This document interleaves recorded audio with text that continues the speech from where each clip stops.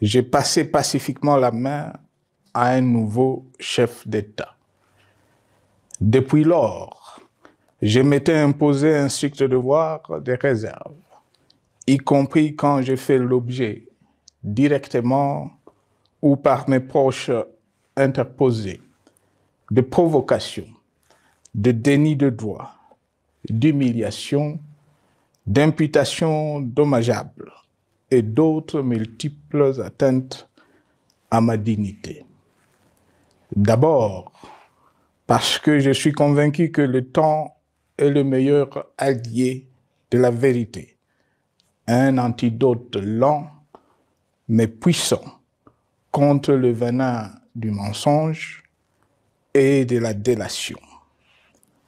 Mais aussi et surtout, parce qu'agir autrement aurait fait le jeu de ceux qui, par cette campagne odieuse, cherchaient à détourner l'attention de notre peuple de leur incapacité, aujourd'hui avérée, à répondre à ses attentes et aspirations.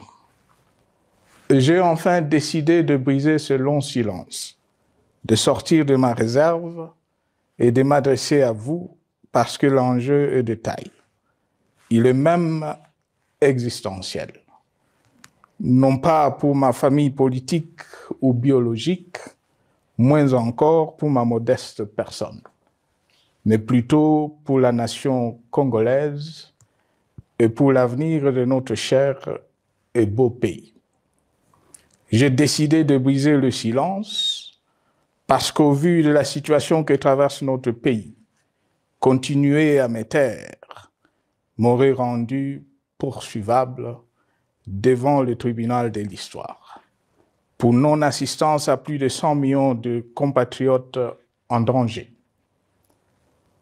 Je saisis cette opportunité pour partager avec vous mes réflexions et participer ainsi à la recherche de la solution à la crise que traverse notre pays, la République démocratique du Congo, terre de nos ancêtres, car il est gravement malade et son pronostic vital engagé.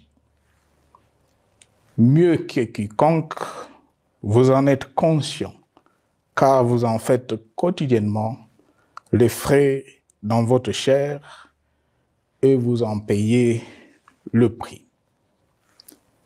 Mes chers compatriotes, vu l'importance stratégique de notre pays et le rôle qu'il est appelé à jouer, j'avais, de l'avènement au pouvoir du chef de l'État actuel, conclu avec lui un accord donnant naissance à la coalition entre nos forces politiques respectives.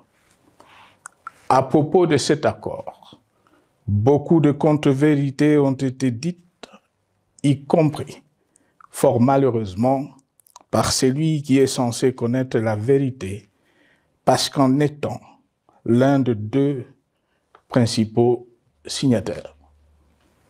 En attendant qu'au moment opportun, la vérité soit rétablie, preuve irréfutable à l'appui, permettez-moi pour l'instant d'affirmer qu'en ce qui me concerne, la conclusion de cet accord n'avait pour seule motivation que l'intérêt supérieur de la nation. Par cet accord de mutualisation de forces, j'entendais en effet permettre à mon successeur d'exercer dans la direction des affaires de l'État plus de pouvoir effectif que ce que la faible représentation de sa famille politique au sein de la nouvelle Assemblée nationale était en droit de lui conférer. Je voulais par ailleurs faciliter le fonctionnement harmonieux des institutions et éviter à la nation, comme à notre jeune démocratie, d'éventuelles crises politiques qui leur auraient été fatales. Cette première alternance pacifique et civilisée à la tête du pays avait suscité d'autant plus d'espoir qu'en janvier 2019, notre pays se trouvait en bien meilleur état qu'au moment de ma propre accession à la magistrature suprême en janvier 2001. Alors que j'avais trouvé un pays au bord de l'implosion, miné par une longue dictature et des guerres, sans institutions républicaines, économiquement en faillite et socialement déchiré. Bref, un pays dont l'incertitude de lendemain menaçait la stabilité de toute la région. Le 24 janvier 2019, j'avais en effet légué un bien meilleur héritage à mon successeur, à savoir un pays réunifié, largement pacifié et dont les limites territoriales correspondaient exactement à celles qu'elles étaient au 30 juin 1960. Une nation reconstituée, réconciliée et fière de sa diversité. Un État doté d'une constitution progressiste et des institutions fonctionnant harmonieusement. Une économie dynamique et résiliente et débarrassée du fardeau de la dette hérité de régimes antérieurs, du fait de multiples réformes structurelles engagées. Une armée nationale républicaine de plus en plus professionnelle et capable de relever le défi de la défense de l'intégrité du territoire national. Une démocratie en constante consolidation, avec notamment l'organisation sur fonds propres d'un troisième cycle électoral. Le cœur serré, je constate qu'à peine 6 ans après, ce bel héritage en indivision, légué à l'ensemble de notre peuple, a été complètement dilapidé par celui qui en avait reçu la garde. Que notre pays offre un spectacle de plus désolant et qu'il suscite d'autant plus de désespoir au sein de notre peuple et de pitié et de moquerie à travers le monde, que l'inconscience de ses dirigeants ne permet aucun espoir de redressement.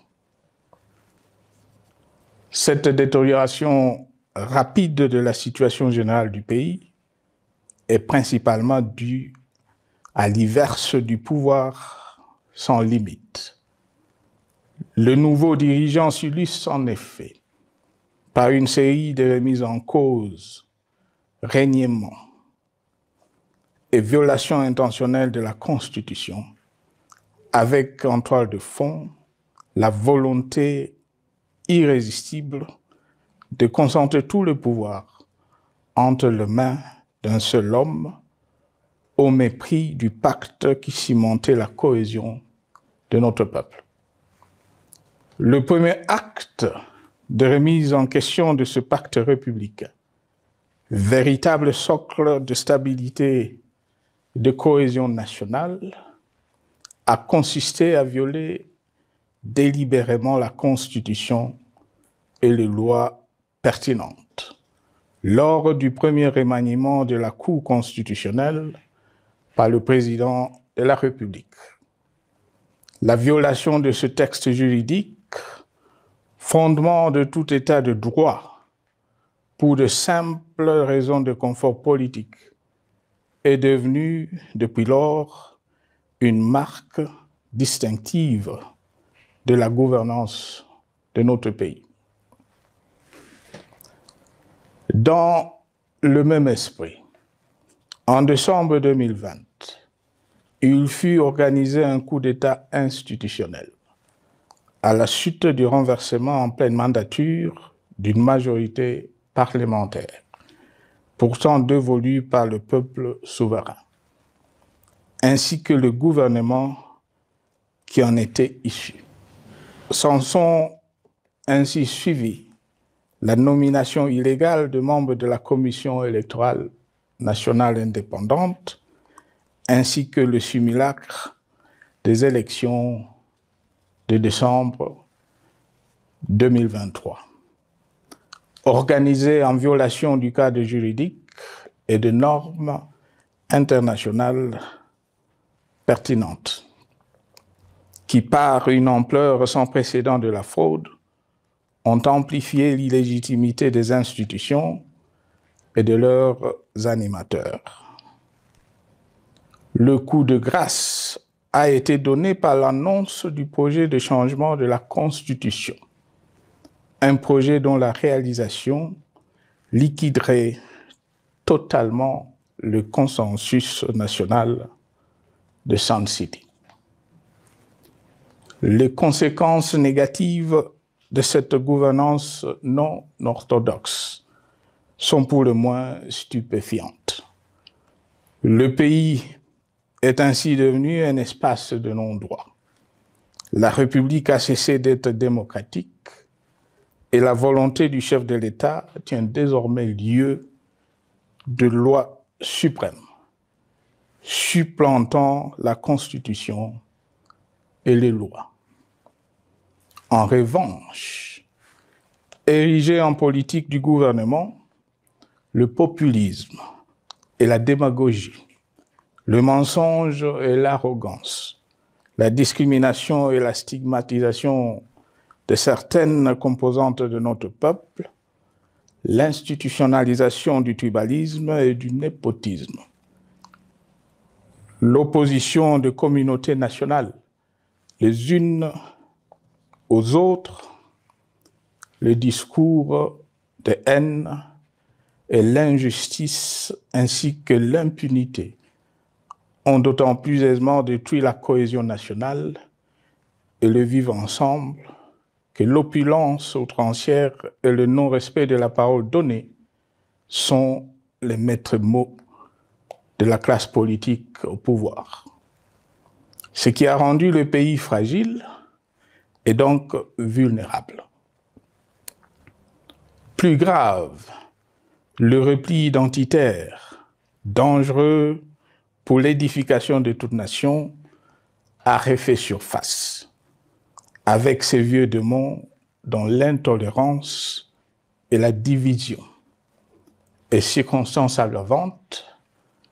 Cela est non seulement toléré et impuni, mais aussi et surtout véhiculé et financé par les tenants du pouvoir. Face à cette dérive, le Parlement a abdiqué de sa mission constitutionnelle de contre-pouvoir. Il a ainsi cessé d'être le temple de la démocratie, le lieu par excellence de l'expression législative et la volonté du souverain primaire, pour ne plus être qu'une chambre d'enregistrement de la volonté d'une seule personne. Quant à la justice, garante constitutionnelle des libertés publiques et du socle de valeurs, qui structure notre identité et forge notre unité, elle a complètement démissionné de ses responsabilités, se laissant ouvertement instrumentalisée à des fins politiques.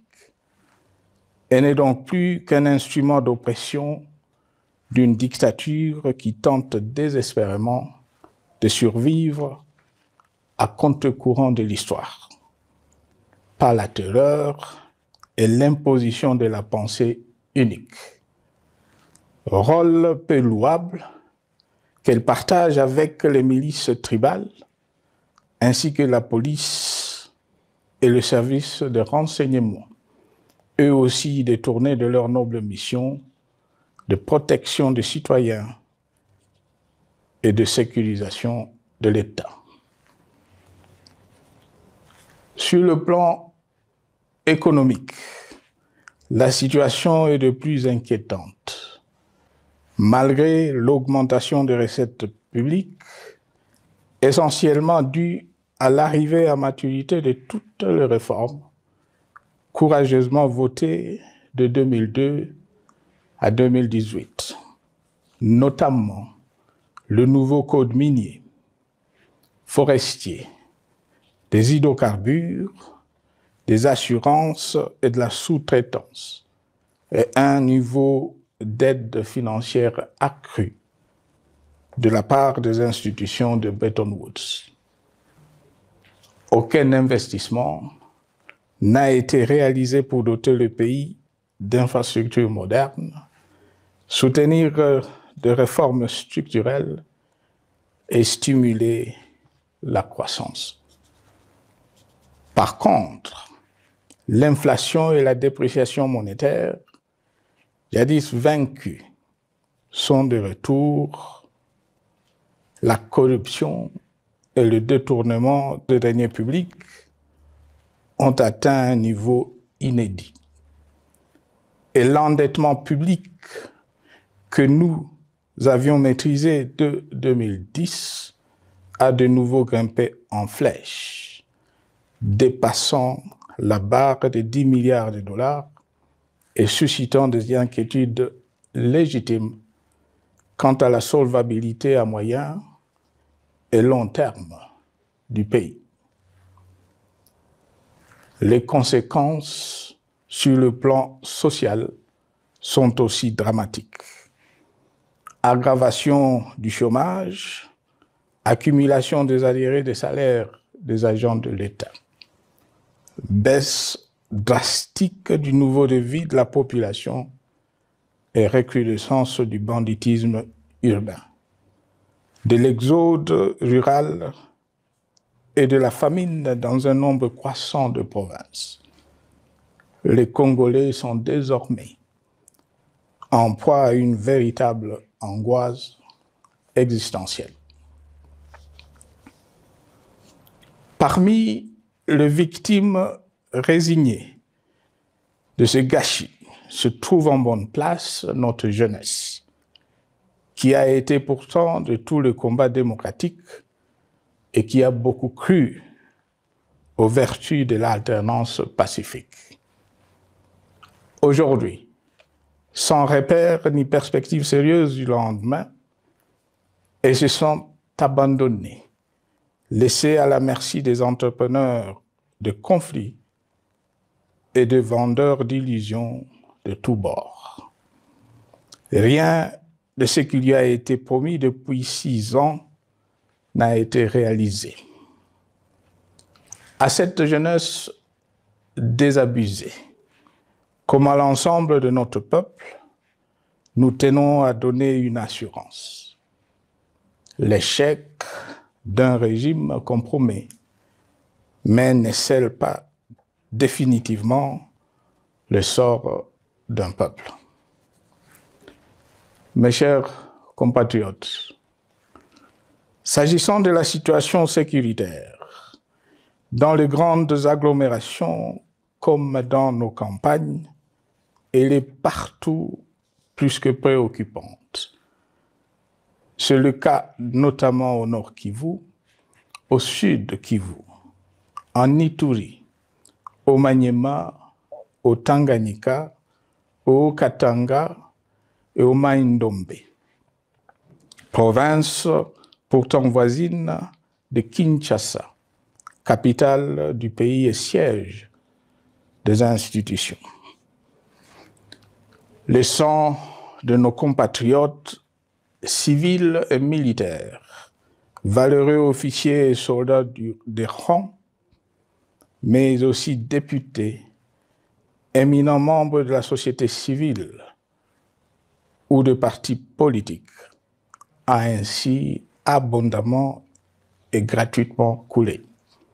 Du fait de l'intolérance, du cynisme, voire pire, d'un terrorisme d'État pratiqué dans un seul et unique dessein, l'abus du pouvoir pour le pouvoir.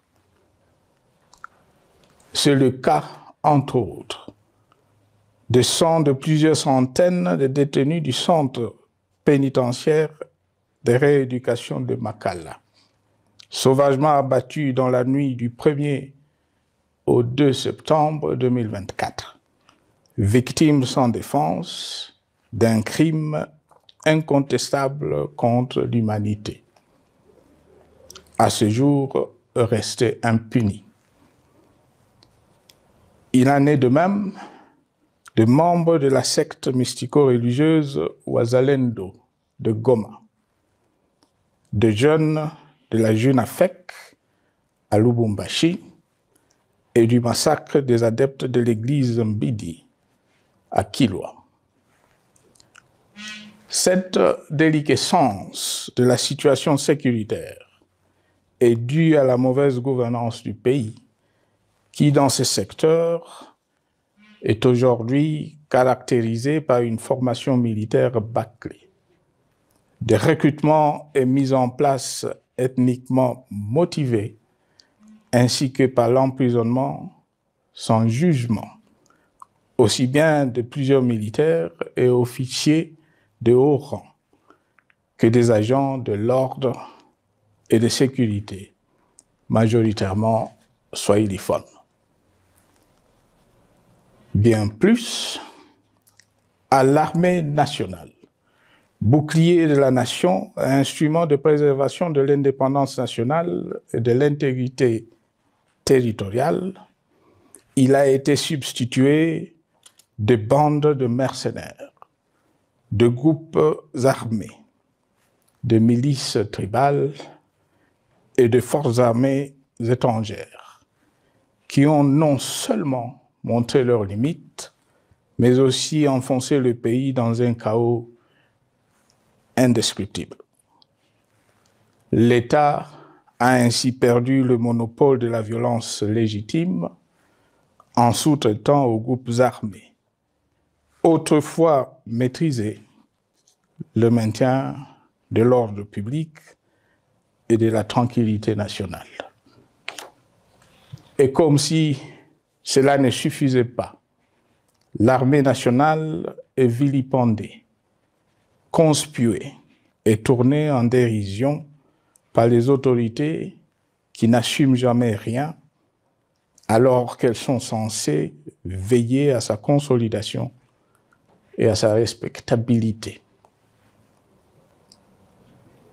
Pour les avoir formés, commandés et conduits au front, je connais nos soldats, boucs émissaires aujourd'hui de toutes les contre-performances enregistrées sur les champs de bataille. Ils ne sont pourtant pas intrinsèquement moins bons, moins nationalistes et moins loyaux.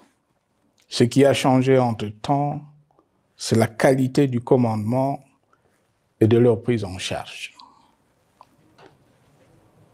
Au niveau régional, le gouvernement a levé l'option désastreuse de se détourner de deux principaux instruments internationaux qui étaient à la base de l'architecture régionale de paix et de sécurité, laquelle avait permis la stabilité régionale que le président actuel avait trouvée lors de son accession au pouvoir, à savoir le pacte sur la sécurité, la stabilité et le développement dans la région de Grand Lac et l'accord cadre pour la paix, la sécurité et la coopération pour la République démocratique du Congo et la région.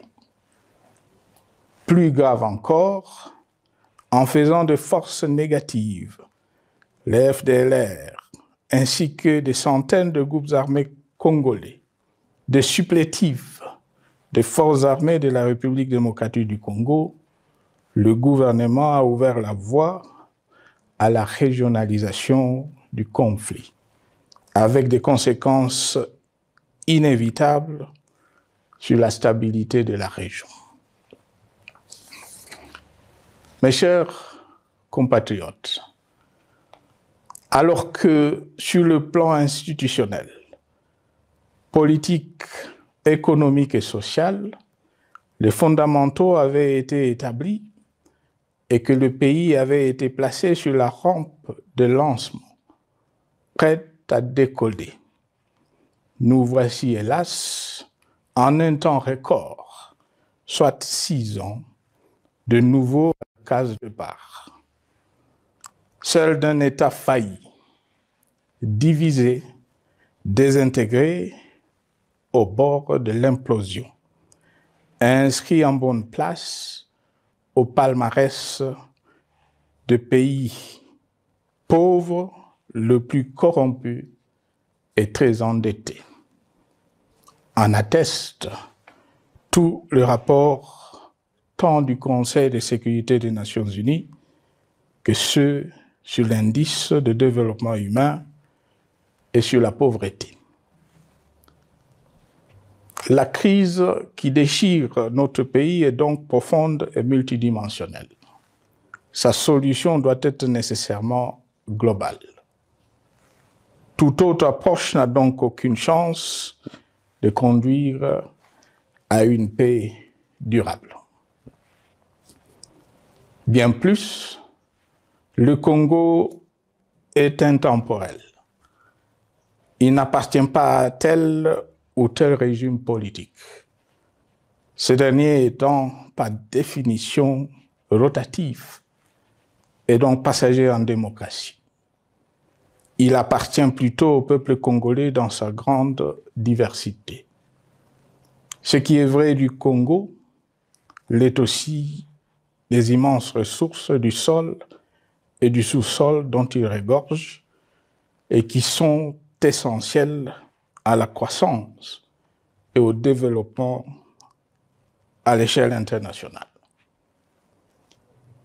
Que tous, au pays comme à travers le monde, en tiennent compte et qu'ils inscrivent leurs projets dans une perspective qui privilégie l'intérêt du Congo et des Congolais, plutôt que celui de ceux qui, à un moment ou à un autre, dirigent le pays. Cela étant, pour sauver le Congo, les griefs légitimes du peuple congolais contre le régime en place ne peuvent être éludés. Ils doivent plutôt être pris en compte. La dictature doit prendre fin et la démocratie, tout comme la bonne gouvernance économique et sociale, doivent être restaurées. Car, comme en témoigne l'histoire, il ne peut y avoir de solutions sécuritaires définitives sans solution politique sincère. Sinon, il y aura de nouvelles vagues de convulsions politiques, de troubles à la paix, d'insécurité, d'instabilité institutionnelle, de conflits armés et de guerres civiles. Perspective qu'en toute responsabilité, nous, Congolais, ne pouvons plus nous permettre. Il est dès lors vital que les multiples initiatives de recherche de la paix, Luanda, Nairobi, EAC SADC, l'Union africaine, Doha et Washington, que nous accueillons favorablement, les considérant comme autant de signes de compassion et de solidarité à notre peuple, soient conscientes de cette exigence.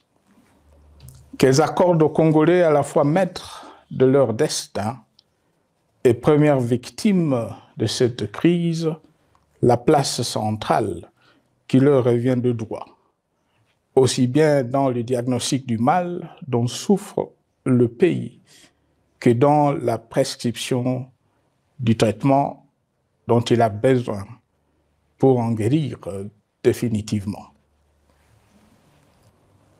Il convient de noter à ce sujet que le gouvernement de Kinshasa s'est enfin résolu à se mettre autour d'une même table avec l'AFC bar M23 depuis plusieurs semaines à Doha, même si, bizarrement, il continue à considérer comme un crime le fait que les autres Congolais se parlent entre eux. C'est le lieu pour moi de saluer la démarche des évêques de la CENCO et de l'ECC, qui a le mérite de n'exclure du débat aucun sujet, ni aucun de nos compatriotes. Sans être parfaite, cette initiative conjointe des Églises mérite le soutien et, si nécessaire, des enrichissements de la part de notre peuple. Mes chers compatriotes, une fois n'étant pas coutume, il convient de dénoncer la falsification de l'histoire par ceux dont le jeu pervers dans l'opposition naguère, comme aujourd'hui au pouvoir, a consisté et consiste encore à calomnier, à diffamer, à diaboliser et à diviser pour gagner et régner, à se défausser sur les autres pour justifier leur contre-performance, quelles qu'en soient les conséquences sur la cohésion nationale ou en termes de vies humaines injustement brisées ou perdues. Une preuve, s'il en fallait encore, vient de nous en être donnée une fois de plus. Il y a quelques jours, en effet, suite à une simple rumeur de la rue ou des réseaux sociaux sur ma prétendue présence à Goma, où je veux me rendre dans le prochain jour, comme annoncé par ailleurs, le régime en place à Kinshasa a pris des décisions arbitraires, avec une légèreté déconcertante qui témoigne du recul spectaculaire de la démocratie. Mieux que quiconque, vous savez que pour moi, le Congo est la priorité absolue, que sa souveraineté et son intégrité territoriale ne sont pas négociables, que mon engagement pour la démocratie, la cohésion nationale, la paix et la stabilité n'est pas un slogan creux, et que le respect de la Constitution et des lois du pays, autant que celui de la parole donnée, sont sacrés. Militaire, j'ai juré de défendre la patrie jusqu'au sacrifice suprême. Hier au pouvoir, aujourd'hui en dehors du pouvoir, je demeure plus que jamais fidèle à ce serment. En ce moment où le pays est de nouveau divisé, appelé par le destin, j'ai le devoir d'œuvrer à la recherche de la paix et de contribuer à la reconstruction de notre pays qui se meurt.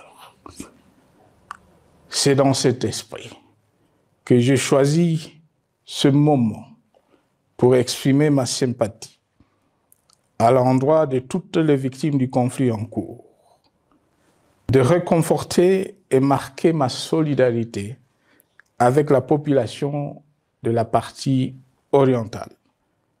Vous, qui êtes abandonnés par le pouvoir central, qui semble avoir pris le parti de vous punir, entre autres, en déconnectant les institutions financières du réseau bancaire national et en restreignant le mouvement de personnes et de biens. Ces décisions et bien d'autres vous asphyxient et rendent votre vie plus précaire que jamais. J'en appelle aux uns et aux autres en particulier au gouvernement, d'humaniser les conditions de vie de nos compatriotes de cette partie du territoire national. Ils ont droit à la vie, à la scolarisation de leurs enfants et aux autres conditions du bien-être. En entendant le rétablissement de l'autorité de l'État sur toute l'étendue du territoire national, j'invite les tenants du pouvoir à protéger la population. De même, l'armée, la justice, les autres structures en charge de l'ordre et de la sécurité doivent être véritablement au service de la population et répondre à ses aspirations. Mes chers compatriotes, de par mon expérience dans des situations similaires, le patriotisme et l'humanisme ont guidé le processus de règlement de conflits et ont porté de fruits dans le passé, aussi bien sur les champs de bataille que sur celui des négociations ou du dialogue. Notre pays avait été divisé de quasi-moitié pendant quelques années. La sagesse avait alors prévalu. Nous avions recollé le morceau et le pays a survécu dans son unité. C'est ainsi qu'après quelques années de réflexion sur la crise en cours, après avoir consulté des chefs d'État et des anciens chefs d'État de la région, ainsi que des acteurs politiques et sociaux, nationaux et étrangers, j'ai fait ce jour une proposition qui engage la nation tout entière à un sursaut patriotique pour un pacte citoyen afin de tirer le pays du gouffre. Le travail hardi qui s'impose à nous portera notamment sur les 12 points suivants. 1. Mettre fin à la dictature, mieux à la tyrannie. 2. Arrêter la guerre. 3. Rétablir l'autorité de l'État sur toute l'étendue du territoire national. 4. Restaurer la démocratie en revenant aux fondamentaux d'un véritable État de droit. 5. Rétablir les libertés fondamentales. 6. Réconcilier le Congolais et reconstruire la cohésion nationale. 7. Relancer le développement du pays par la mise en place d'une bonne gouvernance économique, une gestion administrative et financière orthodoxe et une répartition équitable des ressources nationales. 8. Relancer le dialogue sincère et permanent avec tous les pays voisins en vue de l'instauration de la paix et du développement durable dans la région. 9. Rétablir la crédibilité du pays auprès de partenaires au niveau tant régional, continental qu'international. 10. Neutraliser tous les groupes armés nationaux et étrangers et rapatrier ces derniers dans leur pays d'origine. 11. Mettre définitivement fin au recours et à l'utilisation des mercenaires, conformément à la Convention de l'Union africaine sur l'élimination du mercenariat en Afrique du 3 juillet 1977 et à la résolution des Nations Unies du 4 décembre 1989 portant sur la Convention internationale contre le recrutement, l'utilisation, le financement et l'instruction de mercenaires et rapatrier sans condition ceux qui sont déjà déployés sur le sol congolais. 12. Ordonner le retrait sans délai de toutes les troupes étrangères du territoire national. À ce sujet, je salue la décision sage des pays de la SADC de retirer les troupes de la SAMI DRC de notre pays. Vu l'immensité de la tâche ainsi décrite, je lance un appel solennel à tous les Congolais, sans distinction de sexe, d'ethnie, d'âge, de classe sociale, de zone géographique ou d'appartenance politique, qui aiment passionnément le Congo, qui sont prêts à tous les sacrifices, qui adhèrent sans réserve au pacte républicain de Sun City et qui tiennent au respect de la Constitution du 18 février 2006, à se dire autour de ces objectifs. Il s'agit de la refondation de l'État et de l'édification d'un pays qui a perdu ses repères.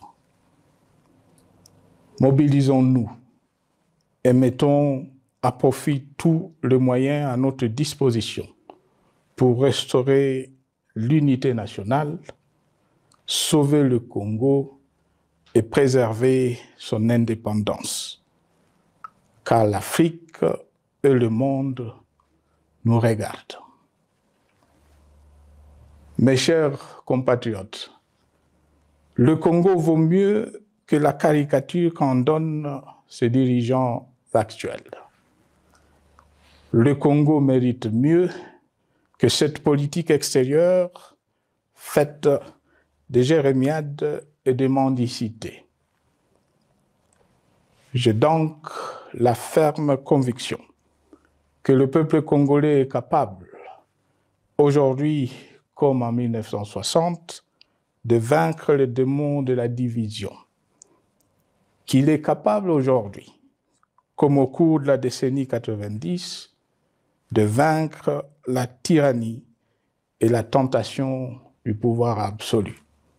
Qu'il est capable aujourd'hui, comme en 2003, de prendre le dessus sur ce qui nous divise et de mettre fin à la violence armée qui oppose ses enfants.